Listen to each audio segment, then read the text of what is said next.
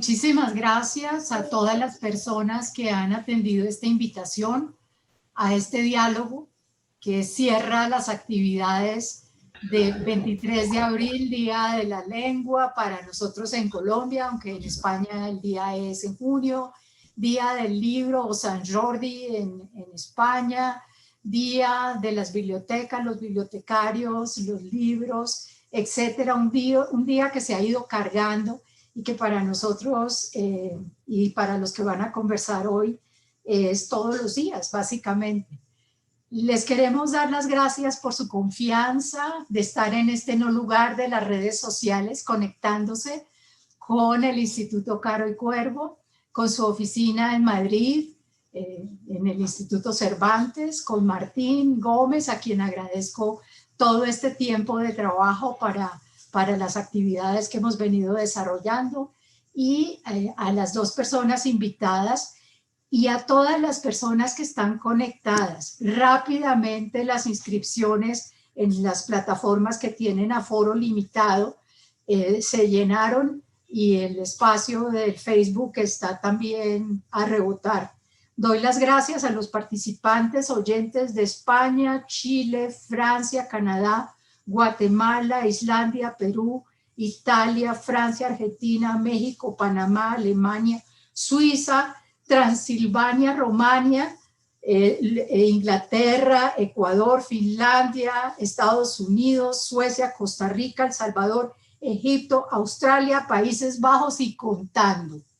Esta maravillosa recepción de hoy, de la conversación de hoy, ha sido estupenda, pero nos ha venido acostumbrando, y yo no quisiera decir mal acostumbrando, porque hemos tenido participantes de Afganistán en trabajos sobre lengua, en el Congreso sobre Bibliotecas y Comercio de Librerías en los siglos XIX y XX, tuvimos personas de Turquía, de Filipinas, de manera que las autopistas que ha abierto este tiempo difícil han sido para el Instituto y para las lenguas y para el encuentro en nuestra lengua común una maravillosa oportunidad de comunicarnos con todos ustedes.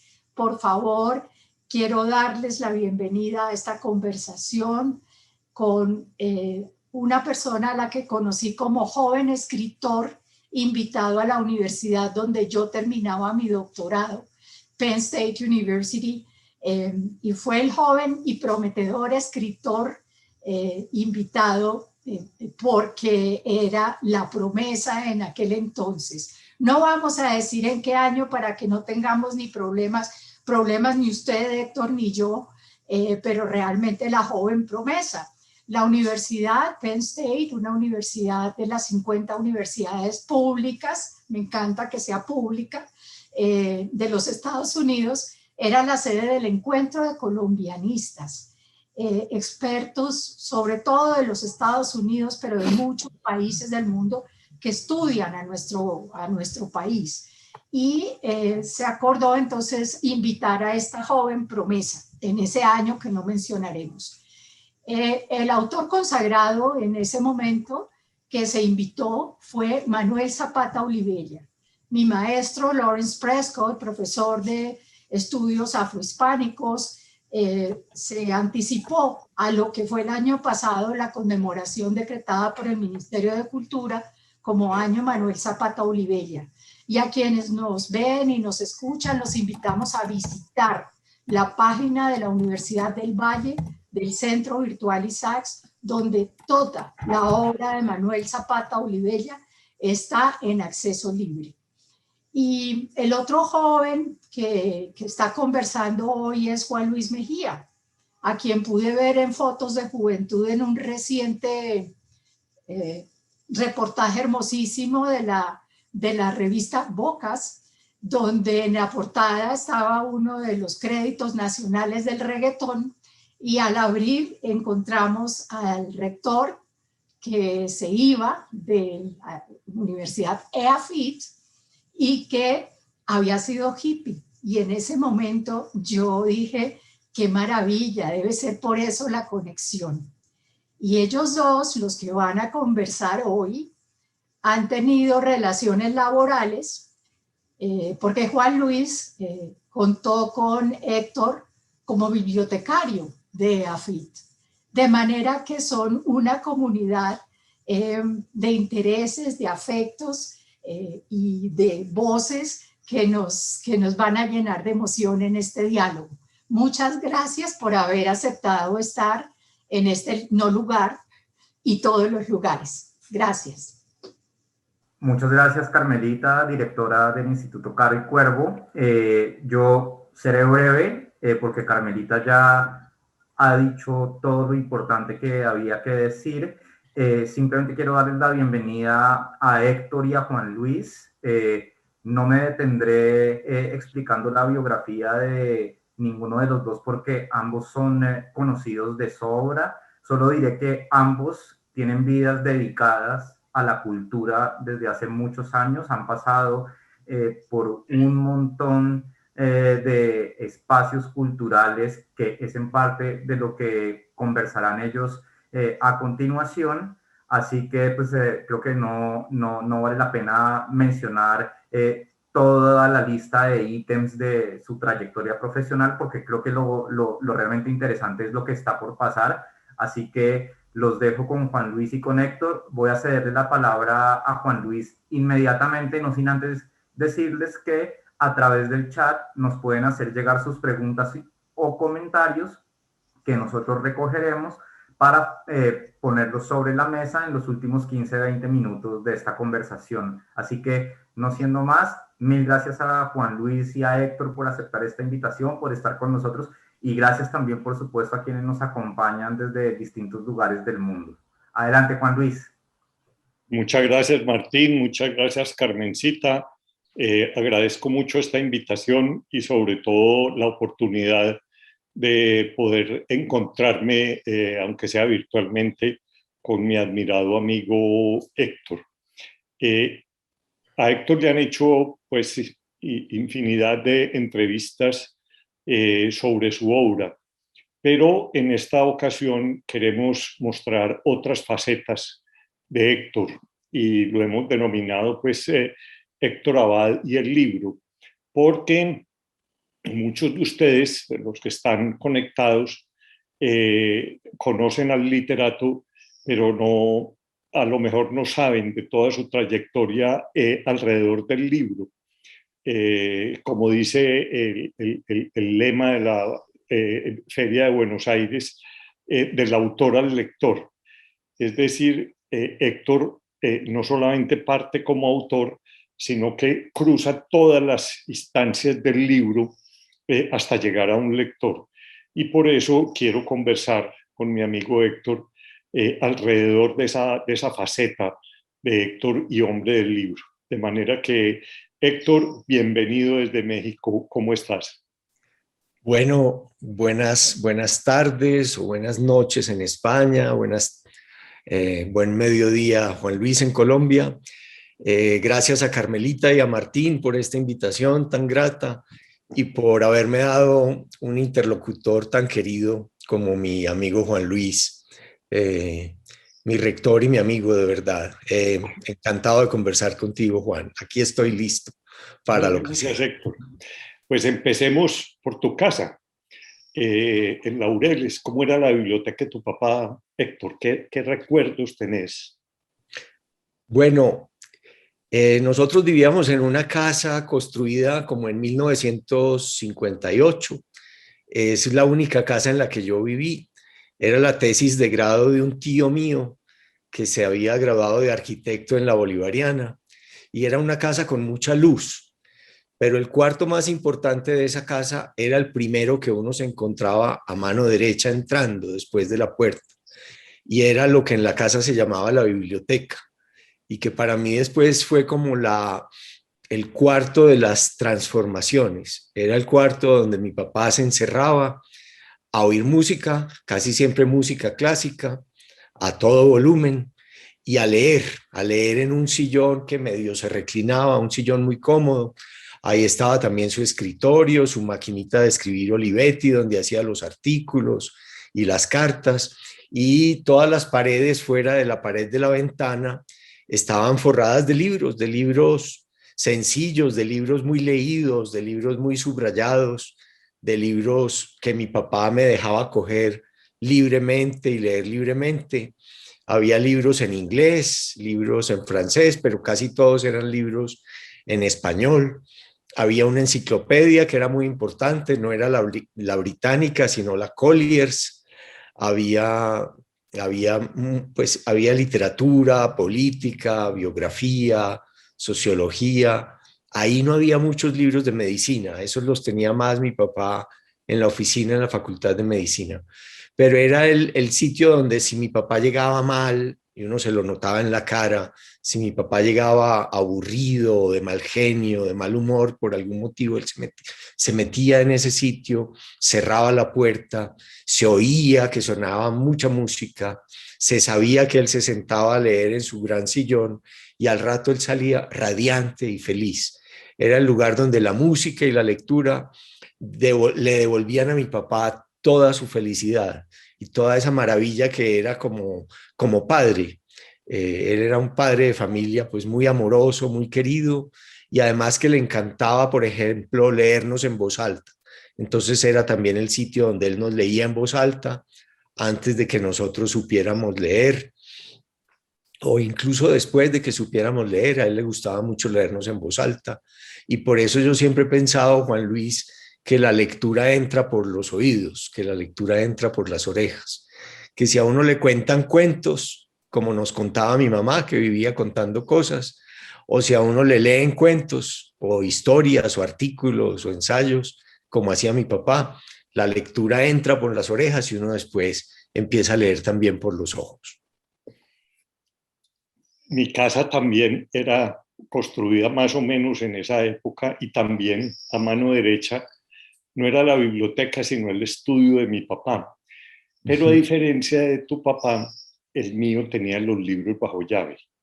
Ah, sí. Sí, y es que, bueno, yo vengo de una familia ultra conservadora y no todos los libros eran accesibles para los jóvenes. Entonces había una llave y yo no podía leer todo. Yo empecé a leer más por mi hermana, una hermana mayor que estudiaba filosofía y letras y ella sí empezó a llevar otro tipo de libros. Incluso ahora en el recuerdo, yo no sé si es que me lo invento o no, pero tengo la sensación de que la biblioteca de mi papá era como gris, como pergamino, y en eso pues entramos en esta nueva, dijéramos, era de las editoriales españolas, mexicanas, argentinas, con libros de colores, con las carátulas de Alianza Editorial, etcétera. Entonces había como un contraste entre mi incipiente biblioteca que era llena de colorido, estaba llegando Plas y Janés, estaban llegando las grandes editoriales a Colombia, las carátulas de Fondo de Cultura Económica. Entonces, esa primera sensación que tengo es como de los libros de mi papá grises con carátulas negras. En cambio, había como una nueva época que se veía en el color. Ajá. Bueno, en mi casa los libros eran, pues, cualquiera podía coger los libros, no había ninguna limitación, pero en eso había un contraste muy grande con el colegio. Yo recuerdo que alguna vez yo llevé al colegio un libro de Nietzsche y el cura del colegio, el ambiente del colegio, en cambio, era muy confesional y muy conservador.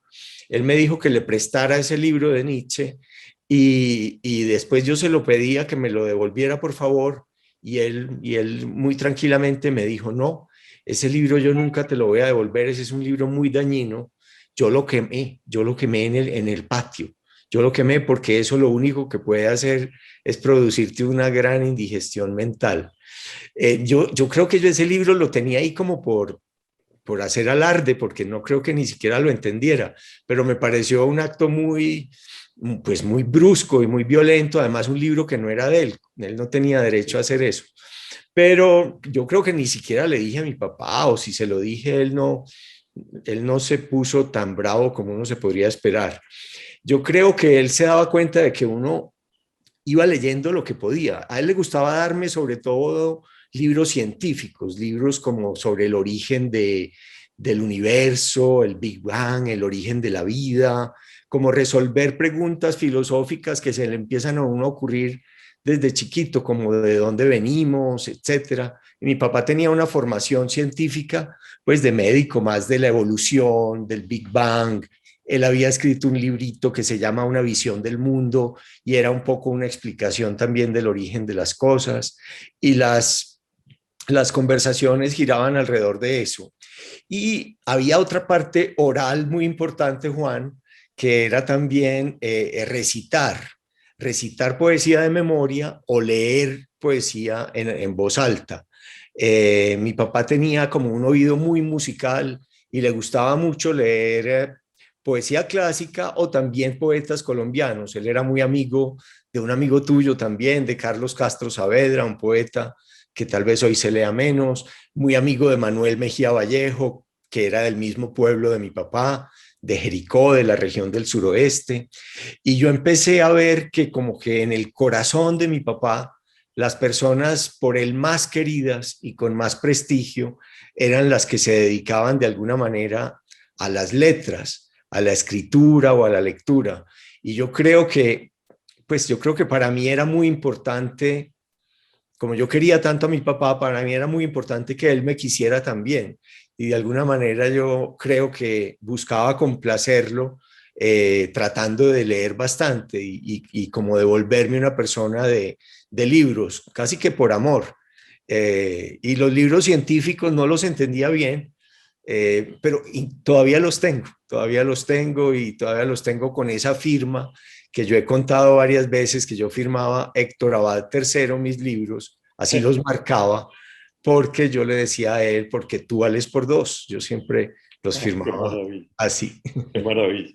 Yo también guardo algunos de ciencia. El primer libro de astronomía que leí, que se llamaba A Horcajadas en la Luz, que era como de un chileno de esos observatorios de Chile, y fue también un asombro, y sigo asombrado. Lástima que no tengo las herramientas para entender bien. Héctor, ¿te acordás cuál era la edición de Nietzsche? ¿La de Bolsilibros o ya era la de Alianza?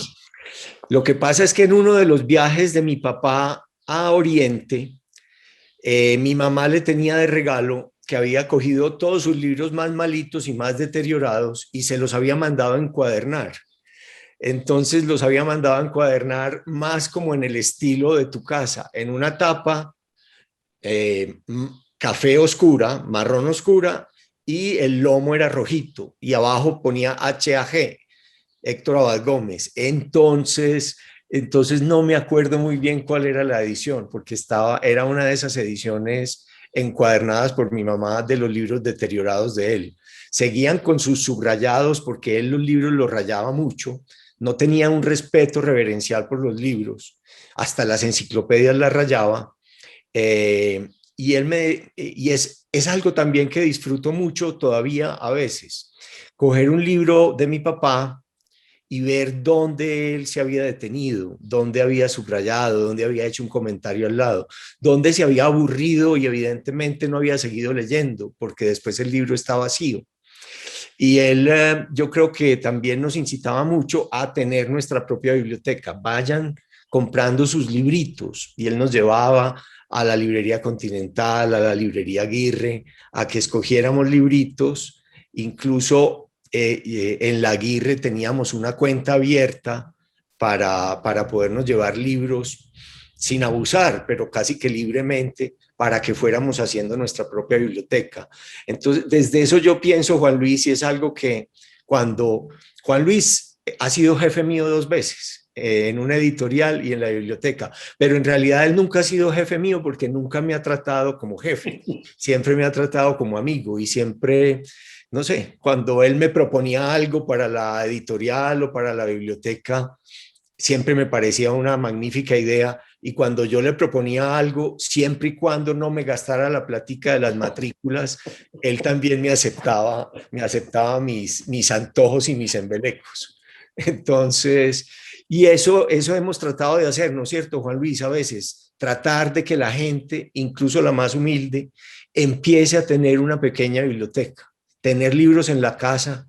Creo que hay estudios sobre eso de cómo les va mejor en el colegio y en la universidad generalmente a las personas que cuentan al menos con una pequeña biblioteca, con un diccionario, con unos cuantos libros infantiles, con unos cuantos libros juveniles y de mayores. Yo creo que eso que vivimos en tu casa y en la mía, en tu casa por suerte prohibidos, porque la prohibición también es muy atractiva. Claro. Y en mi casa, pues por suerte permitidos, pero también a veces se extraña que no prohibieran alguna cosa para antojarse uno más. Sí, el poeta Darío Jaramillo una vez ¿cómo hacemos para que los jóvenes se entusiasmen más por la lectura? Y él fue contundente: prohibamos que no hay nada más delicioso que el fruto prohibido. Y la otra cosa, lo que tú dices, nosotros crecimos escuchando poesía, que yo creo que eso nos indujo a una sensibilidad. Yo recuerdo a tu papá, yo te he contado, en algunas veces lo vi en las tertulias, se llamaba la Casa del Viento.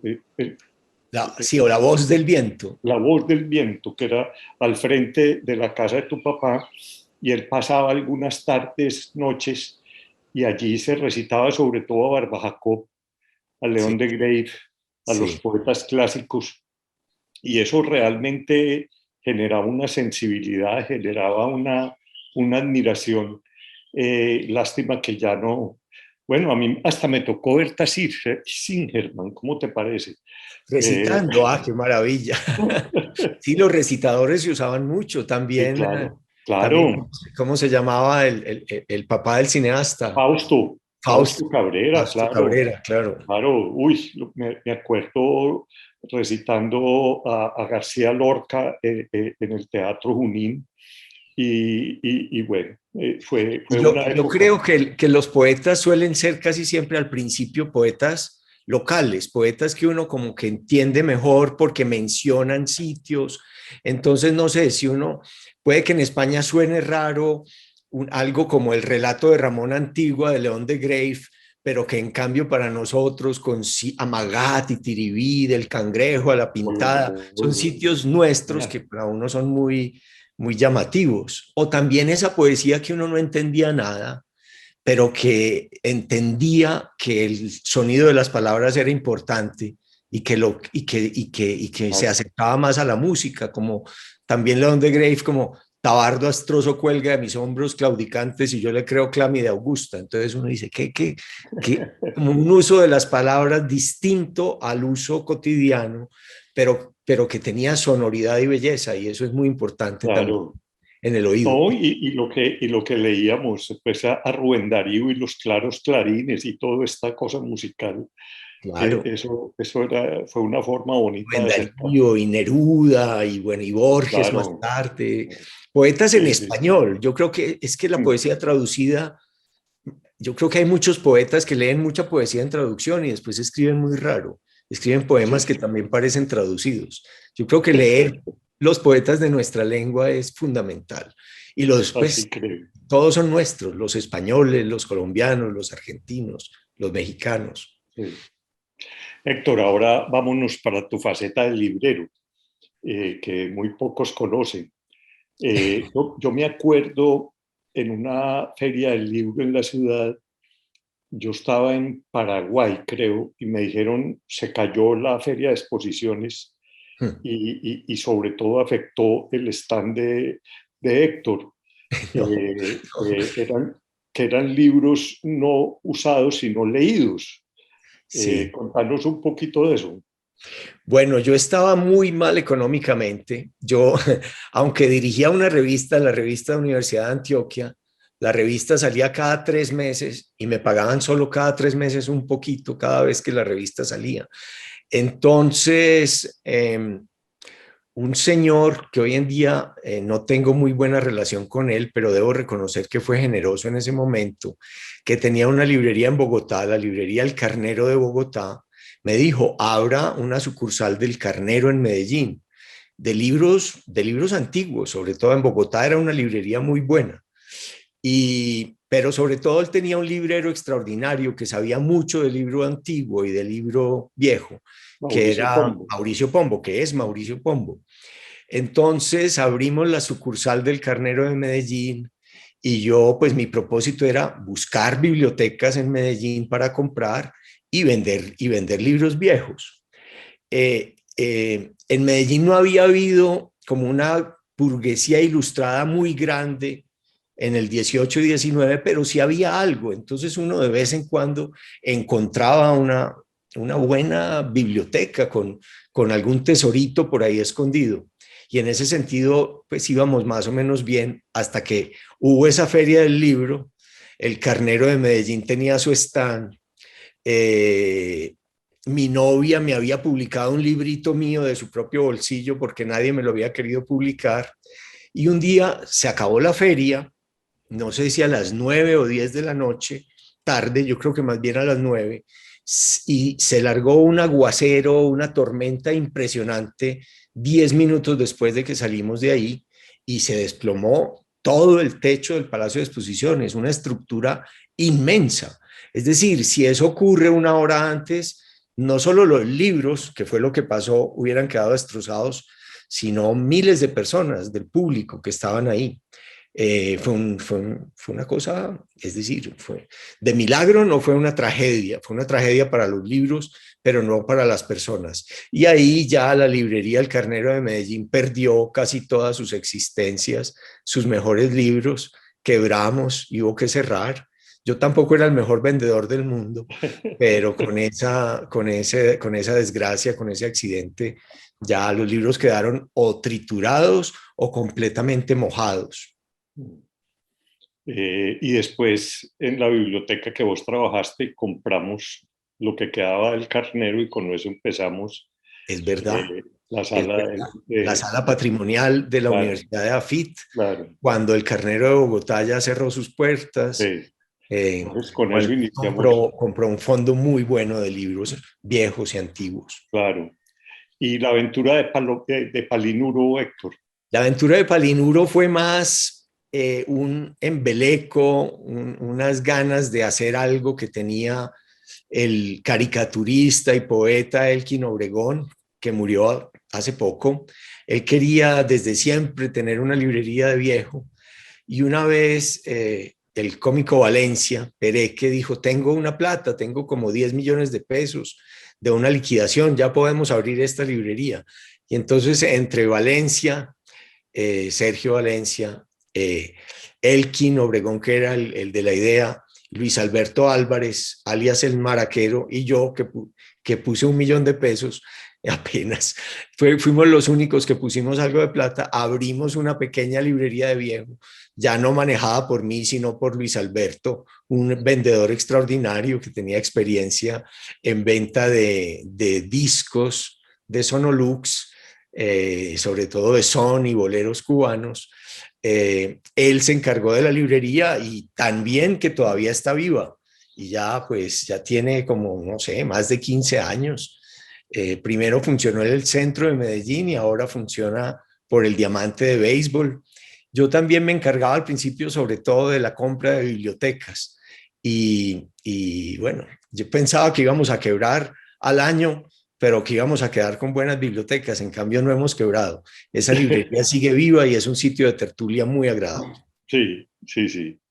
¿Cómo te parece que pues, yo fui el director de la primera feria del libro en Bogotá?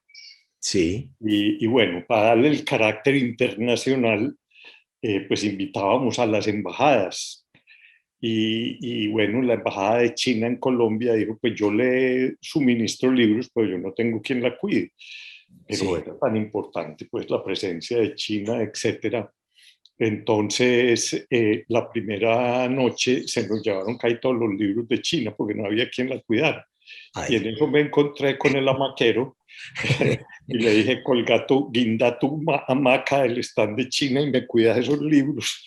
Y entonces, eso le cayó de maravilla al hamaquero porque tenía un pase ya de expositor y podía entrar gratis a la feria. Ah, qué bueno. Y nos pasó algo muy parecido, pero y es que el primer día se inauguró la feria, salió el presidente, salió toda la comitiva, ya estábamos cerrando y de pronto empezamos a oír un ruido como de cuando caen las fichas del dominó, pero amplificado. Sí. Hombre, se cayó toda la estantería. Resulta que el ¿Pero Palacio la de China o la de otras partes? de todo, Ah, de todo. todo, claro, porque el centro de convenciones y de ferias para ahorrar plata no calculó el peso de los libros y puso una estantería muy débil. Amanecimos volviendo a armar la feria que nos había costado tanto, pero bueno, fue un aprendizaje. Ay. Héctor, vámonos ahora a tu papel de editor. Como dice tan bonito Said, un escritor no escribe libros, un escritor escribe manuscritos que un editor convierte en libro. Tú siempre has sido un editor, fuiste un editor de esa maravilla revista de la Universidad de Antioquia, pero luego siempre has tenido esa fiebre de ser editor, de divulgar el libro a través de la edición. Hablemos de eso. Sí, pues yo, lo mismo que vos, Juan Luis, creo es amor por los libros, por eso hace uno ferias del libro como las que acabas de mencionar. Yo sé que en Colcultura también trabajaste en edición de libros y no solo en Colcultura, me parece que también en Tercer Mundo y en Norma. Sí, yo tuve un papel como editor en la de Antioquia y luego brevemente en la colección Celeste, también de la editorial de la Universidad de Antioquia. Ahí recuerdo que publiqué 2 libritos para mí muy importantes. Uno muy corto de un poeta que se murió muy joven de SIDA, Fernando Molano, poeta y novelista, que escribió una novela preciosa, eh, eh, Un beso de Dick, y él se estaba muriendo de SIDA en Bogotá, y yo corrí a tratar de que él al menos viera publicado antes de morirse su libro de poesía, Todas sus cosas en sus bolsillos. Y también recuerdo haber publicado el último volumen de Páginas de Cine del gran crítico de cine de Medellín y de Colombia, un cura maravilloso, Luis Alberto Álvarez. Yo alcancé a publicar el volumen 3 de sus Páginas de Cine. Algo más habré hecho, pero no fueron muchos más libros. Después, mi faceta de editor te la debo, que fue cuando me nombraste jefe del fondo editorial de AFIT. Y ahí, pues, con tu consejo, conversando, qué podíamos hacer.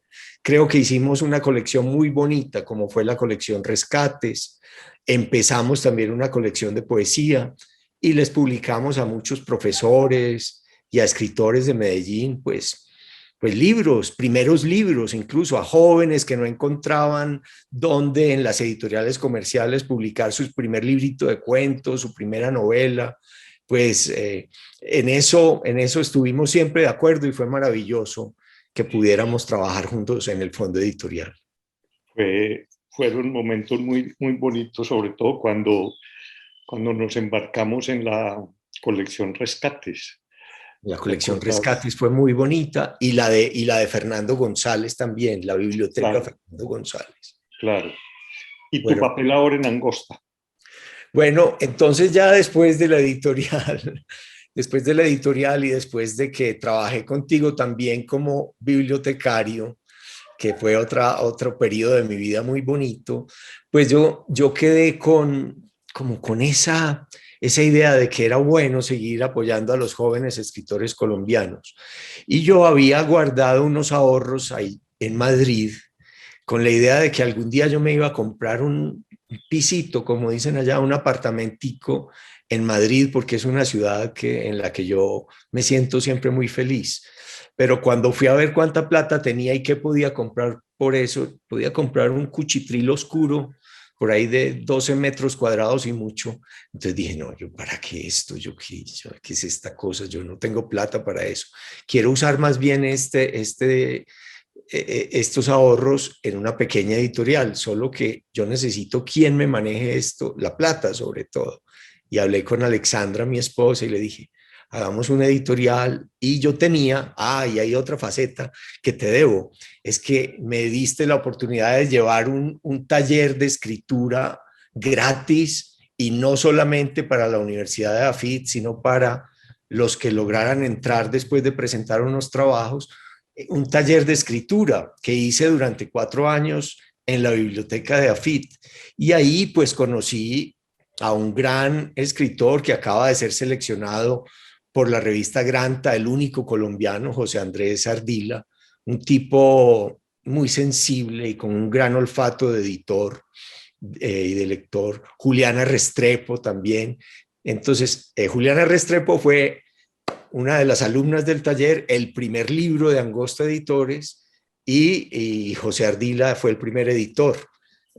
Ahora me alegré tanto con ese reconocimiento a Ardila, porque pues, no solamente lo publicaste, sino que lo hiciste editor también. Sí, y digamos que él pues estudió periodismo en la Universidad de Antioquia, pero yo creo que esos años en que leímos tantas propuestas, manuscritos de otros, lo que decías de Said, se escriben manuscritos, corregimos, nos reímos, sufrimos haciendo eso, pues no sé, como que uno aprende mucho corrigiendo, uno aprende mucho de los errores de los demás, uno aprende también traduciendo. Digamos, el oficio del libro tiene todas estas facetas: la faceta gráfica, tipográfica, la ortográfica, la gramatical, el hilo de las historias.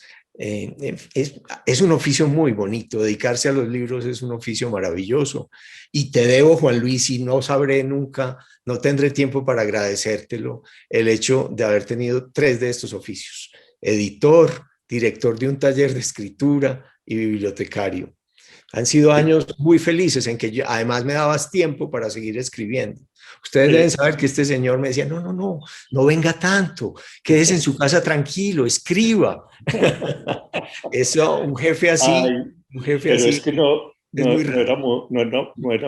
era el jefe, éramos compinches en esas aventuras tan bonitas. Éramos compinches, sí, pero hay gente que siente más, yo no sé.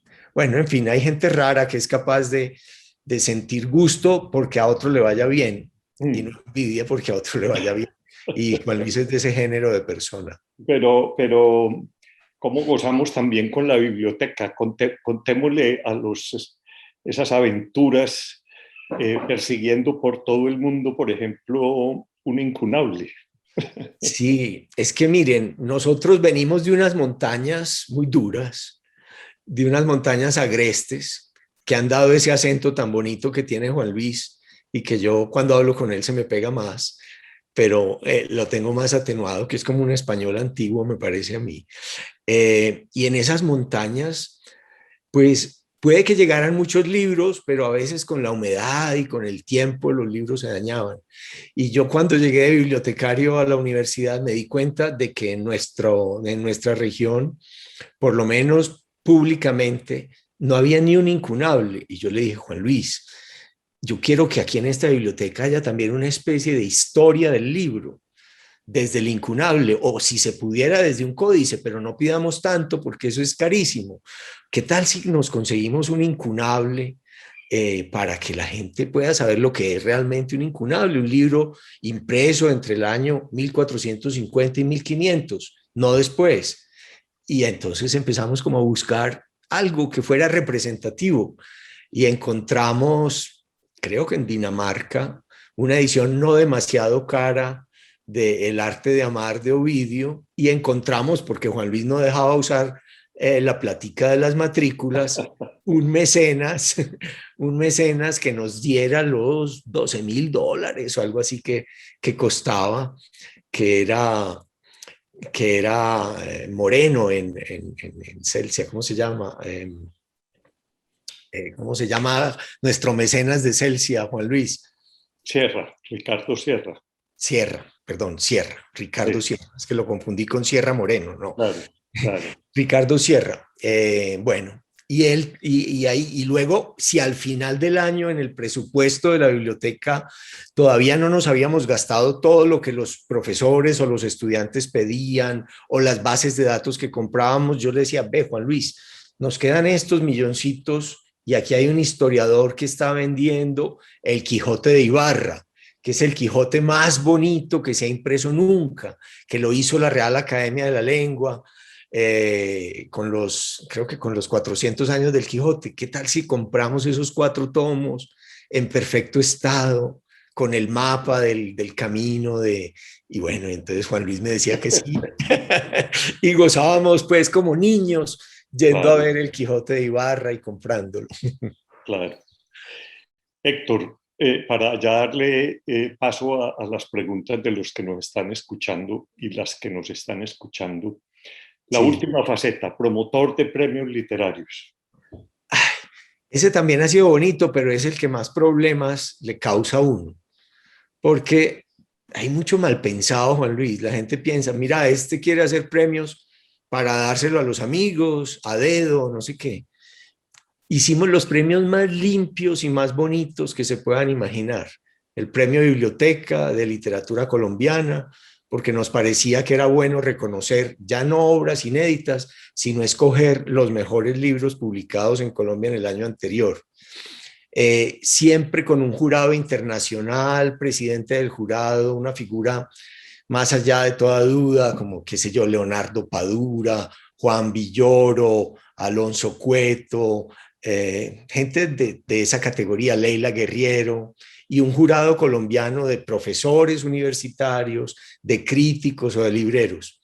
Y bueno, yo creo que dimos premios muy bonitos, dimos premios de gente que se ha confirmado su calidad, no sé, Juan Esteban Costaín, Pilar Quintana por La Perra, Ricardo Silva.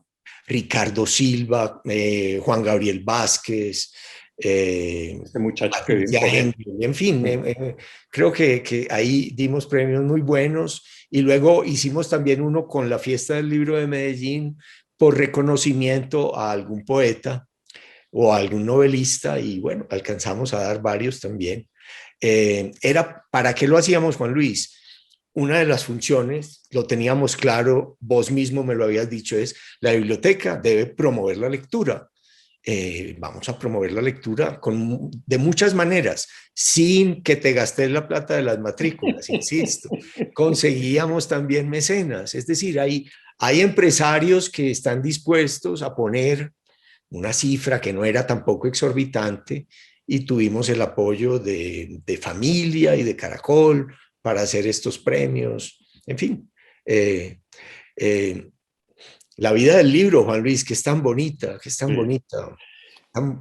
Y una última faceta, Héctor, tu obsesión con los escritores en el exilio y con los escritores frustrados. Sí, es que de alguna manera yo he sido a ratos un escritor frustrado y un escritor en el exilio, un escritor al que no le funciona lo que está escribiendo, un escritor aislado y solo en otra parte. Y yo vi precisamente aquí en México algo que se llama la Casa del Escritor, que es para proteger a personas amenazadas. Y había visto en Berlín una tradición que es el de las casas de la literatura. Y entonces se me metió en la cabeza que en Medellín debería haber una casa de la literatura y que esa casa de la literatura debía tener un apartamentico, bien sea para hospedar a un escritor en problemas o bien sea para hospedar a un escritor que quisiera tener un espacio y un tiempo libre para escribir lo que hacía. Digamos que es el proyecto menos consolidado, Creo que la Casa de la Literatura finalmente sí la van a inaugurar en Medellín, pero lo del sitio para el escritor perseguido y que fuera a Medellín, una ciudad famosa por perseguir a la gente, un escritor perseguido me parecía bonito, me parece, miren, vengan a Medellín, que si uno lleva cierto tipo de vida más contemplativa que activa, puede también trabajar en paz, con un clima muy agradable. No sé, también. Yo creo que lo bueno es tener proyectos e ideas, ¿no, Juan Luis? Claro, claro. Tratar de Héctor, hacerlo. muchas gracias. Le paso entonces a Martín para que guíe las preguntas que veo que ha estado haciendo el público. Héctor, un abrazote y gracias. Un abrazo, Juan Luis. Les digo que el mono, hay un personaje en una novela mía que es un cura, el mono Mejía, que escoge quienes pueden pasar un filtro y emigrar a un pueblo que se está fundando por allá arriba, al otro lado del Cauca, a Jericó. Y está inspirado en esta persona tan amable que ven ustedes ahí al frente, el mono Mejía, que... Siempre ha sido demasiado generoso, hombre, Héctor. No, Martín, al revés. Gracias, Juan Luis. Muchas gracias, Héctor. Bueno, pues abrimos entonces el turno de preguntas. Nos llega una pregunta desde Facebook de nuestra compañera Nancy Rosso, lexicógrafa, que es una de las artífices del Diccionario de Colombianismos. Y dice Nancy, en la conformación de las bibliotecas caseras, Héctor mencionó también los diccionarios. Entonces te pregunta, Héctor, ¿cuáles son tus diccionarios preferidos, los más consultados o usados, y cuáles estaban en la casa de tu infancia? En la casa de mi infancia había varios diccionarios de esos grandes encuadernados en cuero de la Real Academia Española, de distintos años. Solo que esos diccionarios habían sido de un tío mío leproso y cura. Entonces a mi papá le daba como miedo que uno pudiera de alguna manera contagiarse con esos diccionarios. No sé, aunque no es muy científica la alusión. El de la Real Academia era el más consultado, sigue siendo el más consultado. En el escritorio donde yo trabajo en mi casa en Medellín, lo único que tengo detrás de mi computadora son diccionarios.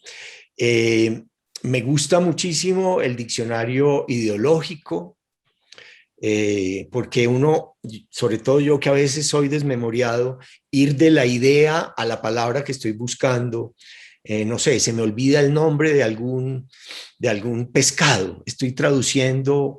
Me pasó en esta pandemia que estaba traduciendo a Kipling y quería nombres de pescados, no tanto el nombre exacto que usaba Kipling, sino nombres que rimaran y que fueran muy sonoros.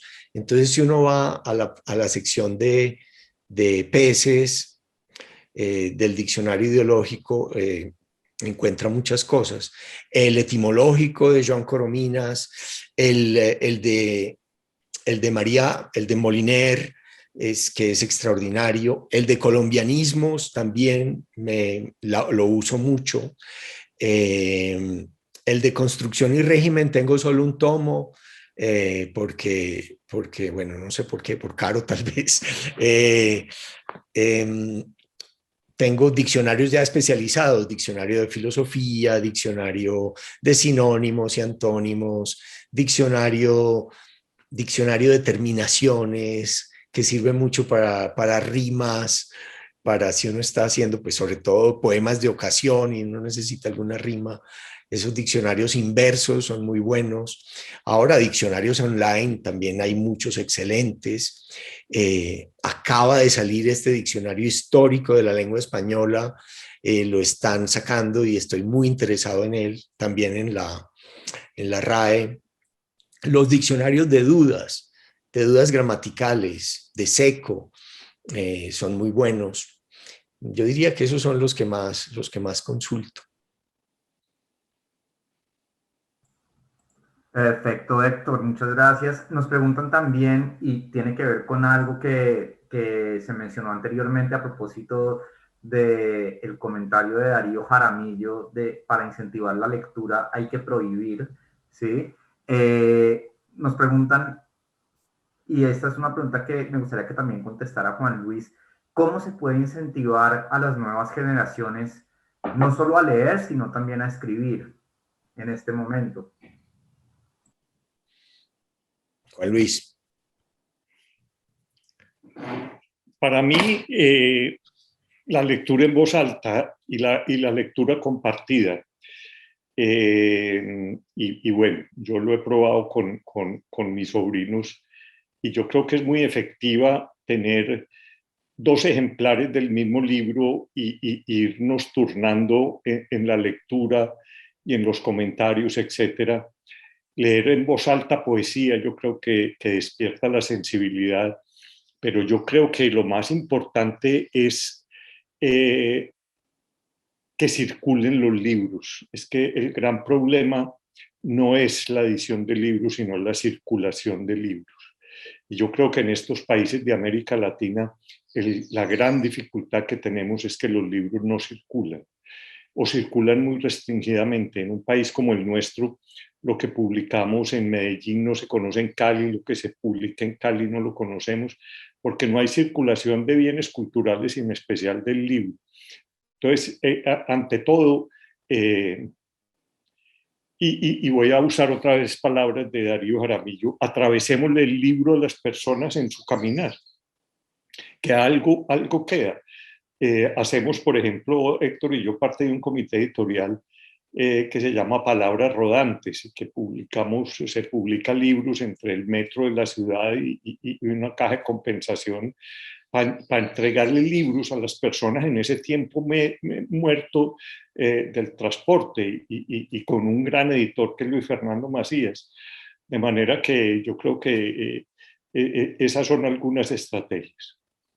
Sí, cuando estábamos en la biblioteca en la universidad, hicimos varias cosas. Algo que había hecho desde antes Marta Sen, por ejemplo, que es el trueque literario, y es, nosotros conseguíamos con privados y con editoriales gran cantidad de libros, miles de libros, y unos días hacíamos los días del trueque. Todos esos libros se ponían libremente en unas estanterías y la gente simplemente tenía que llevar un libro a cambio de otro. Un libro, la única condición es que no fuera pirata, pero podían cambiar, y todavía se hace, pueden cambiar un libro por otro libremente. Y también teníamos una caseta de libros libres, donde la gente se podía llevar libros gratis, y había una casilla donde le decíamos, bueno, si se lleva un libro, procure traer otro para reemplazarlo y lo echa en esta casilla para que no nos quedemos sin libros. Poner tentaciones, que es más o menos lo mismo que acaba de decir Juan Luis, poner tentaciones de lectura al alcance de la gente es muy bueno. Y para incentivar la escritura, yo creo que hacer entender que irremediablemente tenemos que escribir, así sea una carta para reclamar por un problema en el barrio, por un bache, por un hueco en la calle, y que tenemos que hacernos entender y ser efectivos en una simple carta burocrática. Entonces, el hecho de saber escribir lo más sencillo, con claridad, una cartica burocrática, es algo que nos puede dar muchas ventajas en la vida. Perfecto, Héctor. Ahora tenemos un par de preguntas relacionadas con el cine. Justo ahora que está por empezar a circular, esperemos que cuanto antes mejor, la adaptación del Olvido que seremos, que además ganó el Goya aquí en España recientemente. Nos preguntan, por un lado, si el cine ha ejercido algún tipo de influencia sobre tu escritura, y por otro lado, ¿qué percepción tienes de la escena cinematográfica colombiana en este momento? Sí, yo creo que el cine nos ha dado mucho a los escritores.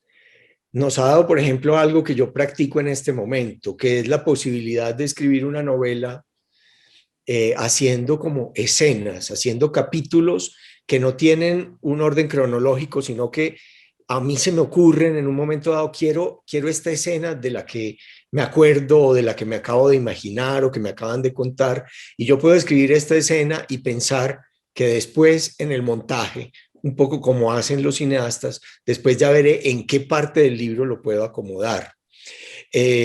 Yo creo que en Colombia hubo en el 2003 una ley del cine que ha sido muy importante para el desarrollo del cine colombiano, así como hubo una ley del libro en los tiempos del presidente Belisario Betancur.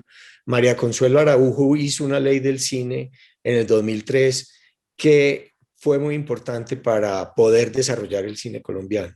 El padre Luis Alberto Álvarez hablaba mucho, él se murió en el año 96, de cómo en Colombia el cine se estaba casi extinguiendo a pesar de que hubiera talento y de que hubiera realizadores capaces de hacer buen cine y de que hubiera actores por falta de apoyo. El cine es muy caro, escribir un libro es baratísimo, un lápiz y un cuaderno. Hacer cine es carísimo, sin un apoyo empresarial y estatal es casi imposible hacer cine. Y esa ley del cine lo permite, dándole ventajas tributarias a las empresas y dándoles a los que hacen guiones, a los que hacen cortos, documentales, largos, pues financiarse de alguna manera con las entradas, con un porcentaje que se les cobra las entradas al cine. Esta pandemia ha hecho que esa ley esté en crisis, pero ahora la quieren desmontar y eso sería gravísimo para el cine colombiano, que finalmente en los últimos años, a partir de esa ley del cine, ha tenido un florecimiento como nunca antes en nuestra historia. Como alguien que ha vivido de cerca la realidad del país, ha podido votar en blanco. Votar en blanco es un derecho de todo ciudadano. Vale, perfecto. Héctor, preguntan también para ambos una pregunta muy interesante que dice lo siguiente. ¿Cuáles escritores colombianos de tiempos anteriores consideran ustedes que deberían ser reeditados para que el público lector actual los reconozca, valore y aprecie? Si quieren, empezamos con Juan Luis y luego volvemos con Héctor. Adelante, Juan Luis. Pues, a ver, he releído últimamente escritores como César Uribe Piedrahíta, que me parece que es una de esas figuras, sobre todo la novela de las caucheras y la novela de las petroleras, pues que escribió con su experiencia en el lago de Maracaibo. Ese es un personaje y unas novelas. Me parece que Osorio Lizarazo, por ejemplo, es un gran novelista ya urbano. Así que se me ocurre ahora esos dos de épocas pues más recientes. Hay muchos autores. Carmencita mencionó ahora a Manuel Zapata Olivella. A mí me parece que Manuel, y afortunadamente el año pasado pues el Instituto Caro y Cuervo tuvo el año Manuel Zapata Olivella, pero me parece que es un grande de América, un grande de la literatura afroamericana y que debíamos reeditar. ¿Y saben quién más? Héctor Rojas Erazo. Yo creo que Rojas Erazo es un escritor de esos que el resplandor, el boom de García Márquez lo ha tenido un poco relegado, pero leyendo yo esas primeras crónicas de él, esos primeros textos, o esos textos cuando él narra a esa costa de Tolú, de Coveyas, etcétera, es un gran escritor que debíamos leer más.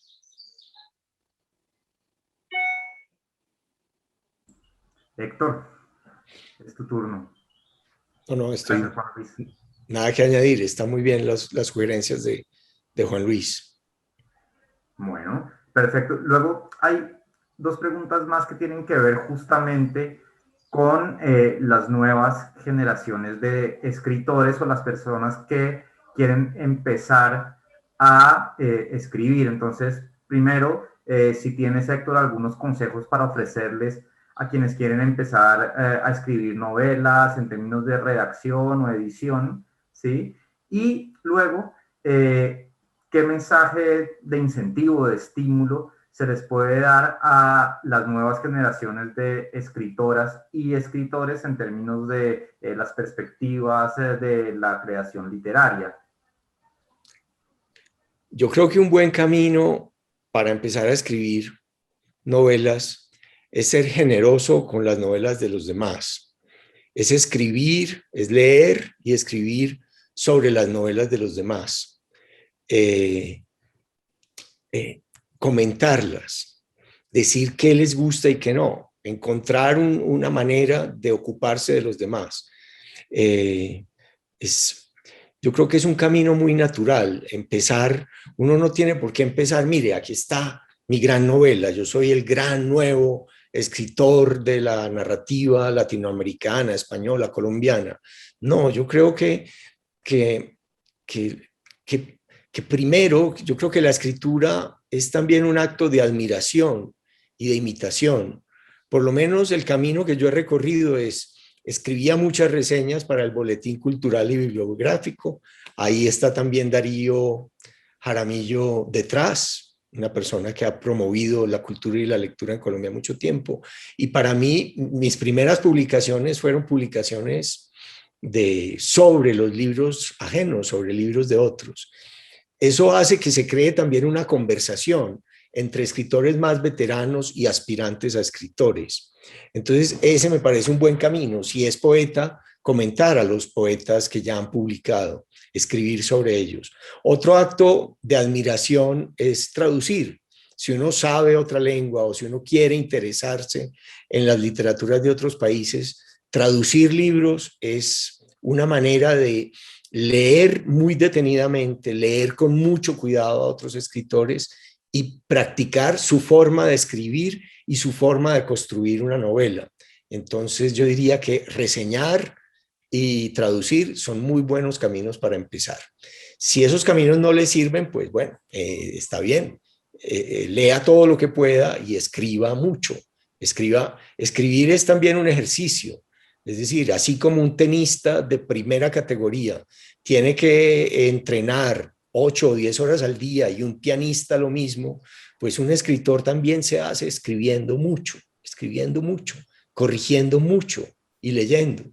Eso no es un secreto, no es un secreto. Mientras más se hace, uno lo hace con mayor soltura, con más naturalidad. La perspectiva en las artes en general es muy difícil. Es muy difícil que uno pueda vivir solamente de su escritura, pero se puede conseguir. Yo básicamente vivo de mi escritura, sobre todo con ayudas en periódicos, en revistas, pero la perspectiva es que uno pase muchos años sin que esto sea posible, o sea, conseguir un medio de vida, ojalá afín de algún modo a lo que a uno le gusta hacer, es importante, porque si uno tiene demasiada angustia por la supervivencia básica, pues no va a tener la calma, digámoslo así, mental o espiritual para poder escribir tranquilo. En todo caso, tener experiencias, incluso de muy poca calma espiritual, incluso de angustias económicas, va a ser siempre útil en el ejercicio de la escritura. Bueno, así que gracias por estas claves que les ofreces a las nuevas generaciones de escritores. Volviendo al tema de los diccionarios, a propósito también de lo que comentó Juan Luis en su momento y también de lo que comentaste tú de la colección Rescates, dice nuestra directora, en la colección Rescates hay un diccionario escrito en la cárcel por un personaje genial. ¿Podrían contarnos algo sobre este diccionario, si hay algún recuerdo vivo con respecto a esta historia? Juan Luis, no sé si querés hablarle de Uribe. Yo, por casualidad, hacía muchos años, había encontrado el diccionario de galicismos, anglicismos e incorrecciones del lenguaje que había escrito mientras estuvo preso el general Rafael Uribe Uribe. Uribe Uribe, luego que fue derrotado en la guerra del 85, él venía pues con todo su ejército, que habían sido pues apabullados.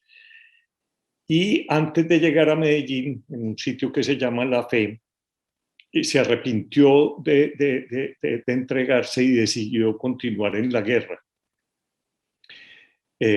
Volverse y entonces unos reclutas se rebelaron y él, para imponer el orden, sacó su carabina y mató a uno de los reclutas que se llamaba, parece una novela, Resurrección Gómez.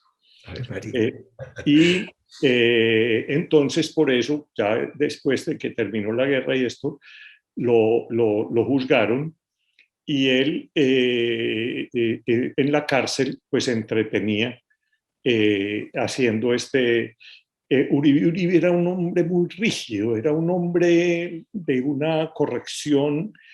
Incluso Malcolm Dis, el gran historiador, pues publicó y ha publicado esos textos de cómo los conservadores, pues Caro, Cuervo, Marroquín, etcétera, eran los gramáticos y los lingüistas, pero no eran solamente los conservadores, eran también los liberales como Uribe y Uribe, gramáticos y obsesionados con la corrección del lenguaje.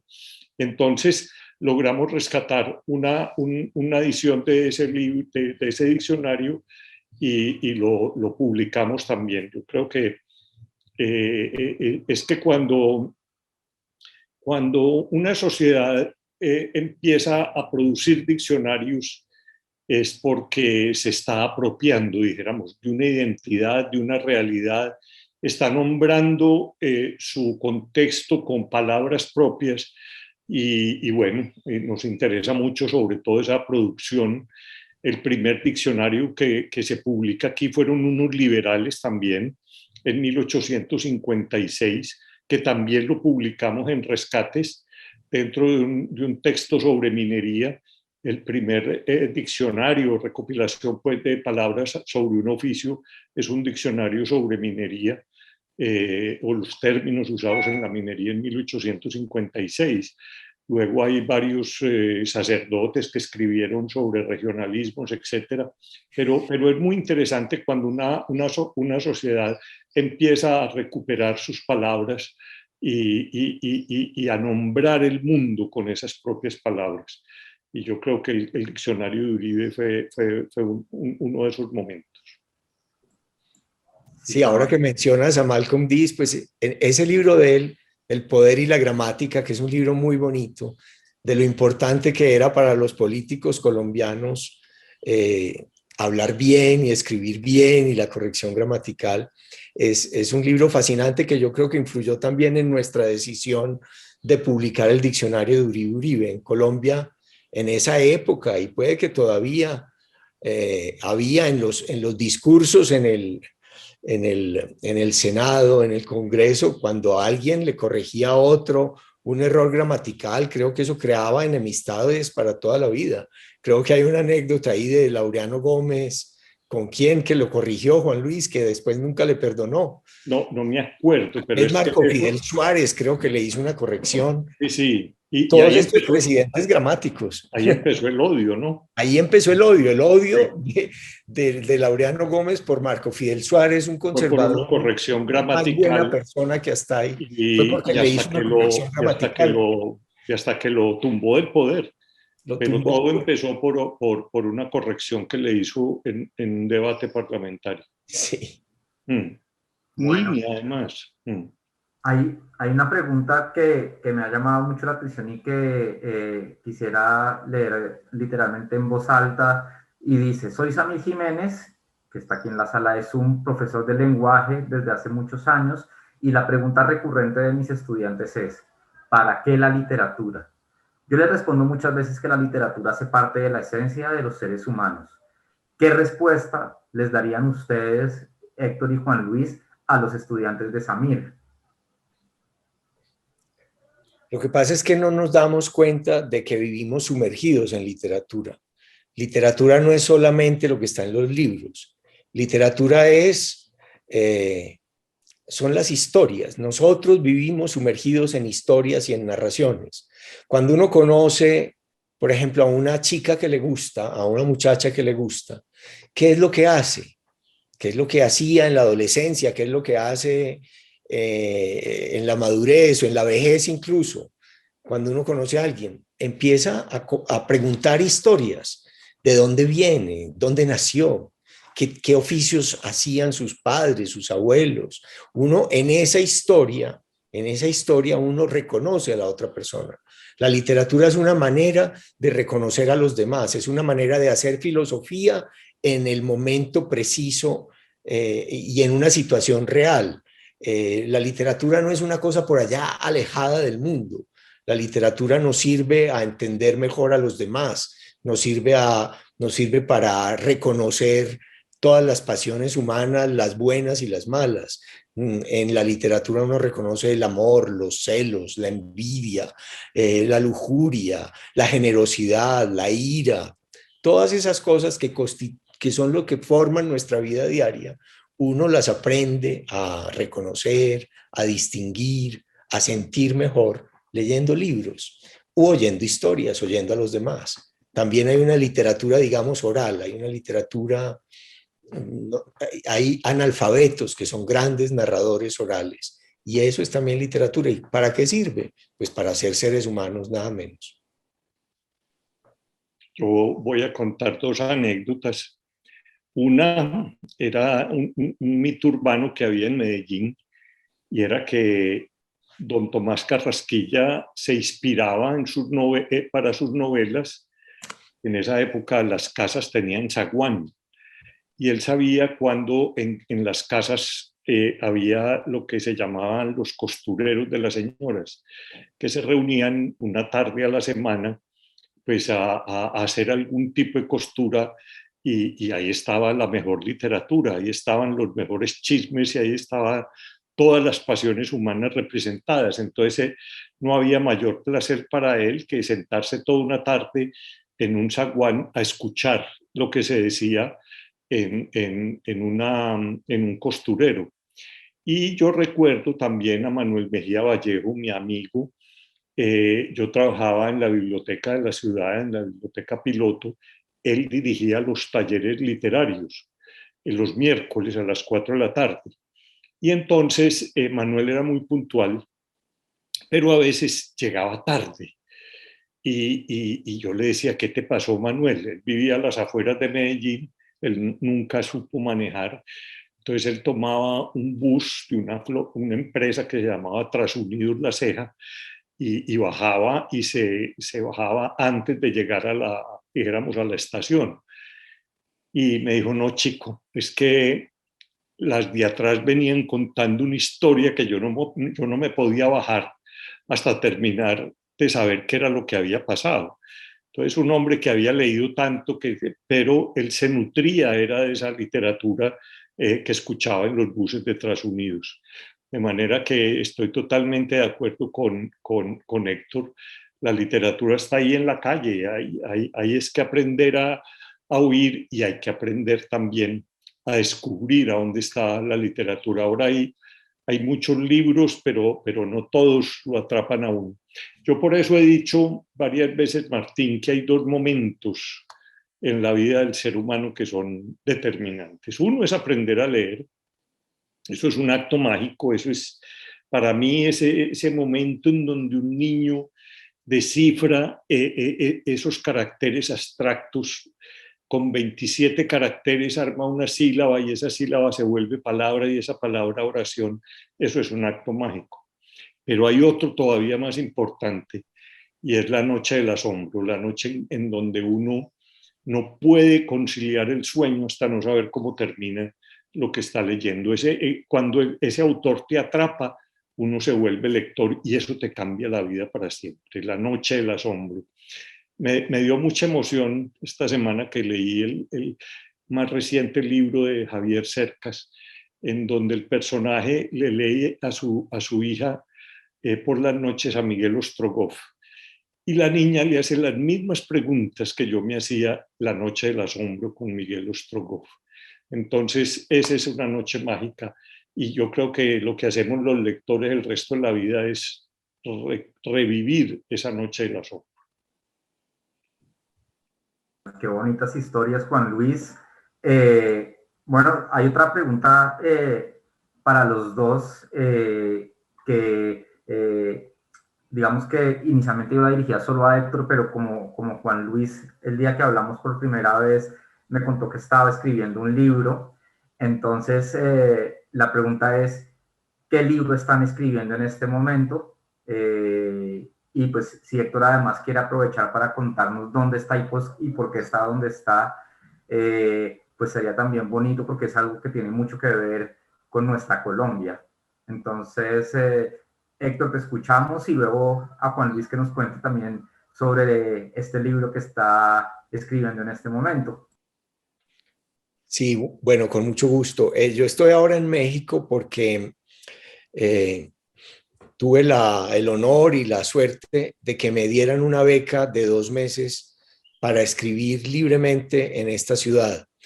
Y no en cualquier parte, sino en una casa que una familia acaba de dejar de herencia a la Fundación para las Letras Mexicanas. Y es la casa que esa familia le alquilaba a Gabriel García Márquez y a Mercedes, su esposa, entre los años 65 y 67.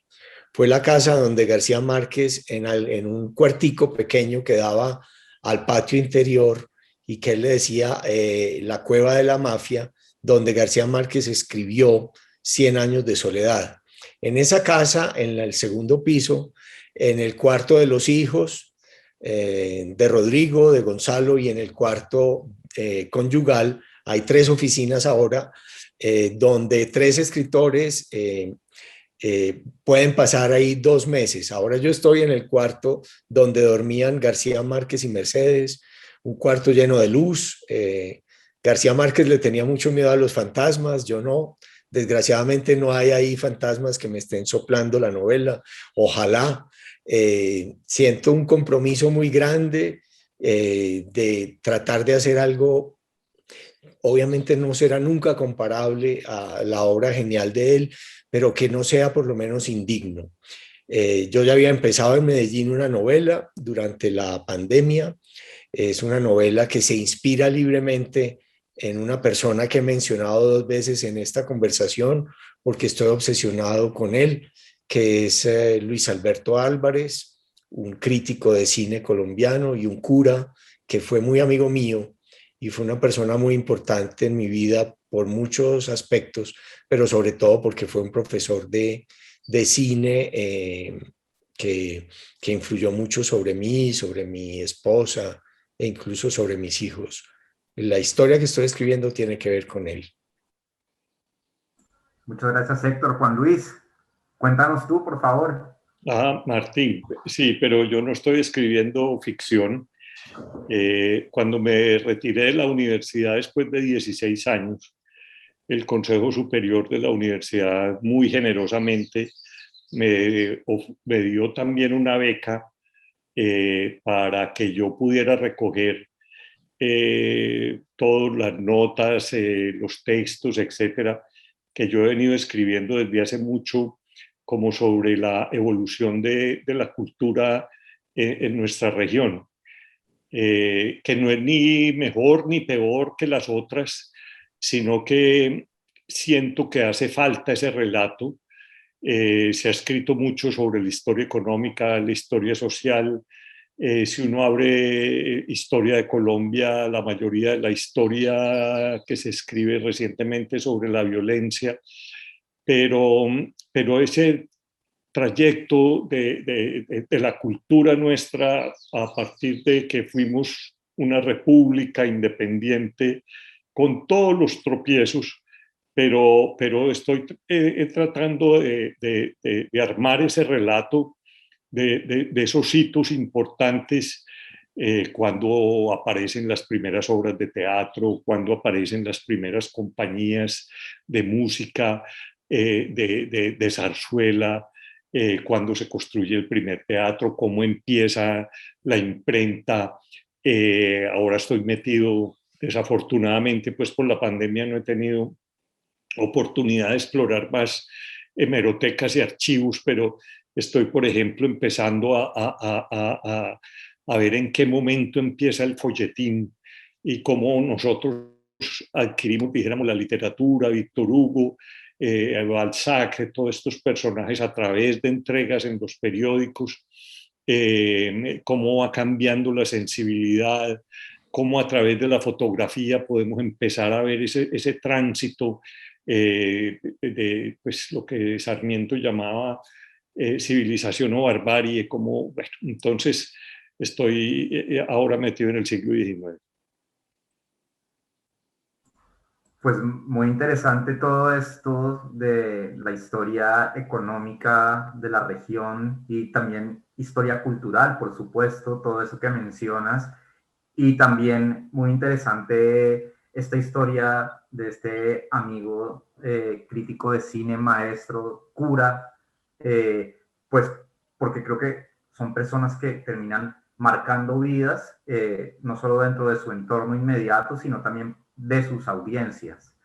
Ya se nos empieza a acabar el tiempo, ya para quienes están en América es hora de ir a almorzar, que creo que quienes van a almorzar ahora se irán a almorzar muy bien estimulados por esta conversación. Yo quiero de nuevo agradecerles a Héctor y a Juan Luis por aceptar esta invitación, a Héctor por su generosidad porque le hemos interrumpido sus jornadas de trabajo escribiendo esta novela que esperamos con ansias, a Juan Luis además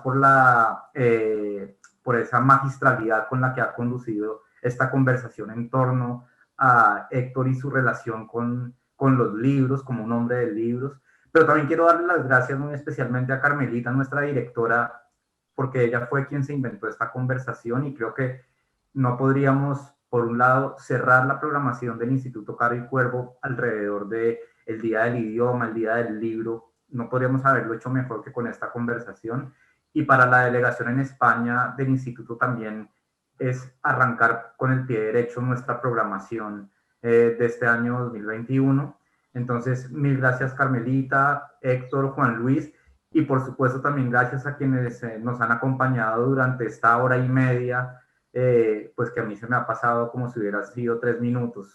Entonces, les pedimos el favor de que sigan pendientes de nuestra programación. Tenemos sorpresas que seguramente serán gratas para ustedes y tenemos un año de actividad muy intenso.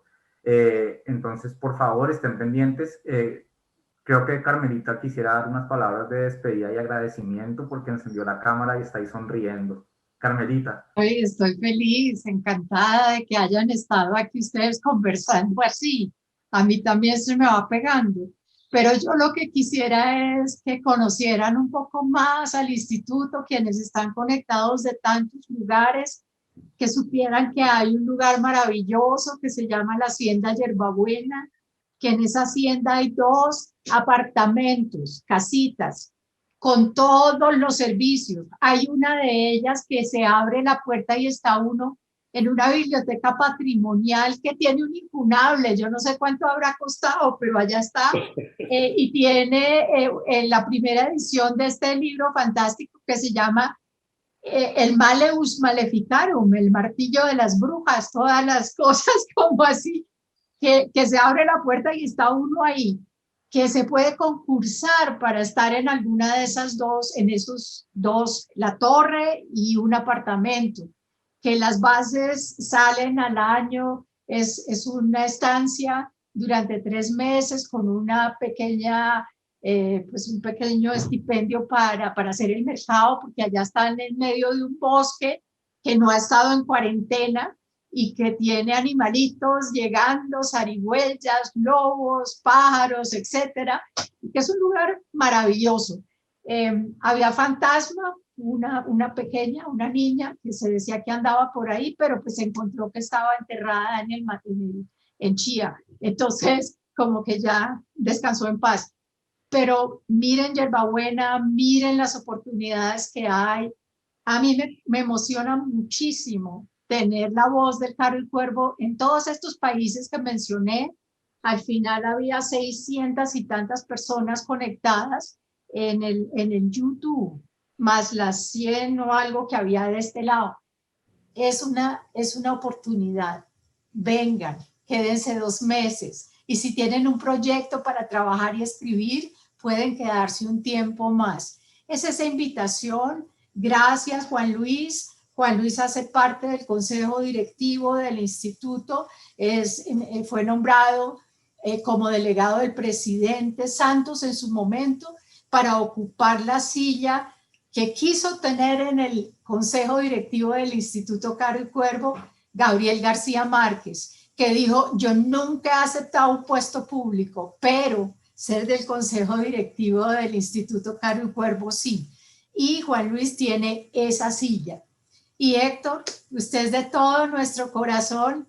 En mi corazón sigue siendo aquel joven prometedor que llegó a Penn State todo, y nos hizo una conversación fantástica sobre cómo era que usted había cogido acento español para que lo contrataran como profesor de español en Europa.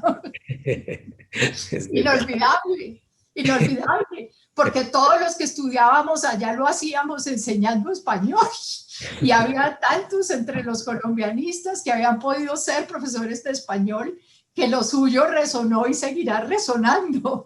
Usted lo estaba viviendo de enseñar español en Italia, pero si tenía acento colombiano no funcionaba. Fantástico. Mil gracias, Martín. Y esta última cosa que voy a decir va para Martín. Un abrazo y un beso a los 3. Gracias, Carmelita. Gracias. Abrazos de vuelta y gracias a todos por acompañarnos. Héctor, Juan Luis, Carmelita y el público. Gracias a todos. Muchas gracias. Hasta la próxima. Gracias, Carmelita. Un abrazo. Un abrazo, Héctor. Chao. Muchas gracias.